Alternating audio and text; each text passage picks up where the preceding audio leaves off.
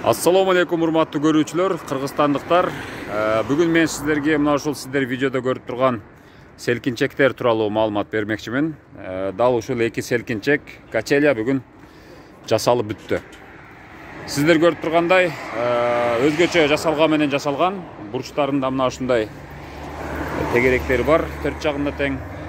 Андан сырткары коопсуздук үчүн дагы мына ушундай бекем туруш үчүн чекелери дагы профиль менен бекемделген. Үстү болсо көрүп тургандай түстүү сары түстөгү карбон менен жабылган. Экөөнүн тең түсү окшош, ал эми чекелери мына ушундай башка түстөгү карбондун материалдарынан жасалган.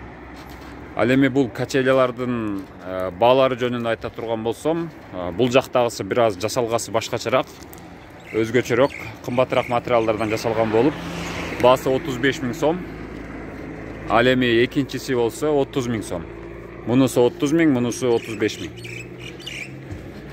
Эки селкинчек. Кайсыл жерден алып кетебиз дегендер болсо, мен дарект айтам. Ош Кара Суу жолу, Оштон түшүп келгенде Телман айылына келесиздер.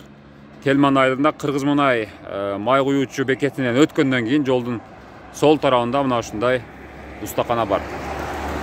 Бул жерде андан сырткары мен ушул эки качеля боюнча айтып өттүм. Баалары 35 000 сом, 30 000 сом. Азыр мен сөөрүлөрдү дагы бааларын билип берейин. Ал эми сөөрүлөрдүн баасы болсо, бул эң четтеги сөөрүнү көрүп турасыздар. Канчага канча узун турат? 2,5 3 экен. Баасы 17 000 сом. Сатып алгандан кийин өзүңөр тактайын полун жасап аласыңар. Андан кийин бул кичинекей сөөрү, мындан бир аз кичинерээк. Мунун баасы болсо 16 000 сом экен, такталары менен. Көрүп турасыздар. Бул 16 000 сом. Акыркы сөөрү 2,5 3,5 экен. Периметри. Баасы 25 000 сом. Бул башкаларга салыштырмалуу чоңураак, чоң сөөр экен. Көрүп турасыздар. Муну алып үстүнө каласаңыздар тактай, каласаңыздар ташамай таштап туруп ОСБ менен дагы жабдып койсоңуздар болот. Бурчтар дагы өзгөчө жасалган. Мыкты жасалган менен даярдалган сөөр экен. 25 000 сом, 16 000 сом такталары менен чаканыраак сөөрү.